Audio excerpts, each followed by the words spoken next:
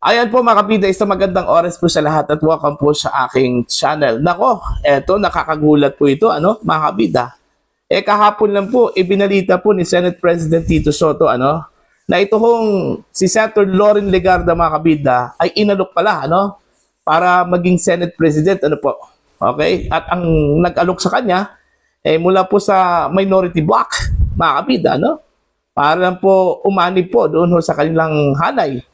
Okay? At magkaroon po ng bagong majority block, po. Subalit, sabi po ni Senator Soto, tinanggihan daw ito, mga kabida, ni Senator Loren Legarda. Pero dito sa balita po ng Politico.com, mga kabida, meron po silang source. At least 17 senators to back Legarda as new Senate President. Ito, bago lang po ito, mga kabida, ngayon lang po. Okay? Meron pong 27 minutes ago. Okay, babasahin ko lang po ito, mga kabida, yung article po ng Politico.com, po, by Marlon Ramos, mga kabida, At least 17 senators were expected to support Senator Loren Legarda as she moves towards what would be a historic bid to occupy the highest post in the 24-member Senate, source told Billionario News Channel. Ayan. Our source said Legarda skipped a caucus called by Senate President Vicente Soto III on Wednesday. Kanina lang po, mga kabida. Okay, amid talks that he could be unseated by a group led by Senate Minority Leader Alan Peter Cayetano. Another source said Senator Mark Villar, Camille Villar, Pia Cayetano, and Rafi Tulfo were also absent from a majority senators meeting. Instead of attending the caucus, the source said Legarda met with Senator Amy Marcos, who was earlier reported to have offered Legarda the Senate presidency along with Alan Peter. Ayan. Eto, nakakagulat po yun, mga kabida, po. Akala ba natin, wala na. Closed door na po ito kung si Senator Loren Legarda po, dito sa offer po mga kabida na magiging Senate President, po. Pala, tuloy. Okay? At yung maliligayang araw po ng majority block po ngayon, parang bilang na po, mga kabida, lalong-lalo na po ito kung si Senate President Tito Soto, po, mga kabida. Yun yung aabangan po natin ngayong hapon. Kasi po, ngayong hapon po ang session po, ng Senado. At baka ito po yung magkaroon po ng breakthrough, mga kabida. Okay? So, ito, 17 senators. Imagine that. 17 senators, mga kabida, ang nasa likod po, ni Senator Loren Legarda para maging Senate President po, kapalit po, mga kabida, ni Senator Tito Soto, Ito na kaya yung sinabi po nila, na marami hong disgruntled senators, dito ho sa naging performance po mga kabida, po, ni Senator Tito Soto, lately. Ang dami pong controversy po, na kinakaharap ito hong si Senator Tito Soto at ng kanya hong leadership po, mga kabida. Unang-una po, yung latest po na pakikipagtunggali po niya, sa Korte Suprema po, mga kabida, malaking damage po yon. Okay? Napakalaking damage po yon sa Senado po, mga kabida. Mantakin nyo, ha? Ang Senate leadership po, nakipagtunggali po, sa mga maestrado po ng Korte Suprema at kanyang pinaratangan pa po, ito hong mga maestrado na inamed yung ating saligang batas unconstitutionally, mga kabida.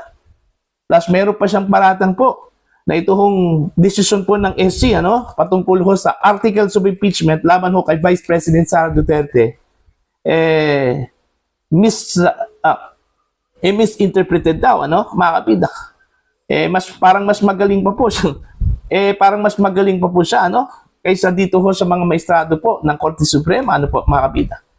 At saka yung isa pa po, yung kanyang panukalang, at saka isa pa po, yung kanyang panukala po na i-persona non grata po niya, ito hong deputy spokesperson po ng Chinese Embassy. Napakalaking impact din yun, mga kabida, sa relasyon po sa pagitan ng Pilipinas at ng China, Marami hong tumutol po doon, mga kabida. In fact, si Pangulong Ferdinand Bongbong Marcos, sinupalpal po niya itong panukala po ni Tito Soto, mga kabida. Okay? Hayagang sinabi po ng Pangulo na hindi po niya suportado yung panukala na yon, mga kabida. Ayaw ho niyang ipatupad yung persona non grata po, Okay, doon pa lang, supalpal na po ito si Senator Tito Soto, mga kabida. Okay? Eto, kaabang-abang po ito ngayon. Okay? Titingnan po natin kung talaga bang a-ascend po ito si Senator Loren Legarda bilang Senate President. Kung mangyayari po yan, mga kabida, this is the first time sa history po ng Senado na meron pong babae na naging Senate President, mga kabida. Yung hindi ho pagdalo daw, doon ho sa caucus ni Senator Tito Soto kasama po ang majority bloc na Rafi Tulfo at Senator Loren Legarda, iba pang mga members ng majority, sinyalis po yun. Okay, sinyalis po yun, mga kabida, na talagang bumaliktad na po, kung totoo man po yung report po ng The Billionaire News Channel, mga kabida. Okay? Marami hong mga balita po ng Billionaire News Channel na medyo palpak din, pero may balita, mga kabida, na totoo, naging totoo po, Sana ito hong balita po ng The Politico, mga kabida, kung saan po ang source na ginamit yung source po ng The Billionaire News Channel, mga kabida. Totoo sana ito, mga kabida, para magkaroon na naman po ng panibagong Senate leadership po dyan sa Senado, Kasi ito hong si Tito Soto, siguro pangalawang beses na ito, mga kabida. At saka marami hong discontented po, mga kabida, dun ho sa investigasyon po ng Senate Blue Ribbon Committee, kung saan po, mga kabida, ang chairperson dyan ay ito hong si Senator Ping Lacson. Okay? Meron po silang initial report, committee report na inilabas. Pero ang inaasahan pong personalidad po, na pwedeng i-recommenda po nila na sasampahan po ng kaso, wala po doon, mga kabida. Alright? Sa halip po, yung mga tatlong senador po na kasama ho nila, ang inirekomenda po, mga kabida, para sampahan po ng kasong kriminal, like plunder, graft, Okay? So far, pinanonood ko ngayon, ito hong session po ng Senado, mga kabida. At ang nakaupo pa po, ito hong si Senate President Tito Soto, mga kabida. Okay, hindi po natin alam kung ano po ang mangyayari po, the whole session today. Okay? Basta ang malinaw po doon ho sa report po ng Politico.com, ayon po sa source mula sa The Billionaire News Channel, meron pong 17 senators, mga kabida, ang handa kong sumuporta po kay Senator Loren Legarda para maging Senate President mga kabida. At ito kong possible change of leadership ay pinangungunahan po ito ng minority bloc mga kabida.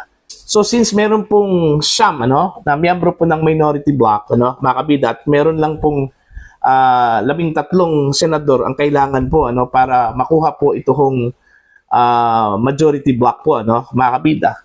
So, meron pong 8 mga senador, okay, ang nag-defect, possibly, Kung totoo po na 17 senators ang susuporta po kay Senator Loren Legarda, meron pong 8 senators po ang posibleng mag-defect, mga kabida, mula sa majority block. Okay?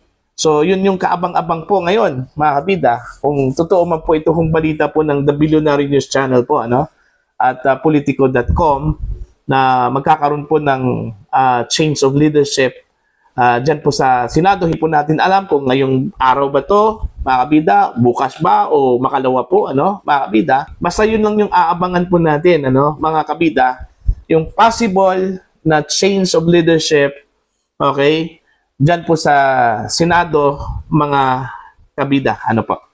Alright? Para po sa inyong opinion at pananaw, please comment down. Sa mga hindi pa po subscribers sa channel, please subscribe. Just click the subscribe button, click the notification bell, click all para updated po kayo, mga kabida, sa aking mga uploads. Maraming salamat po sa inyo lahat.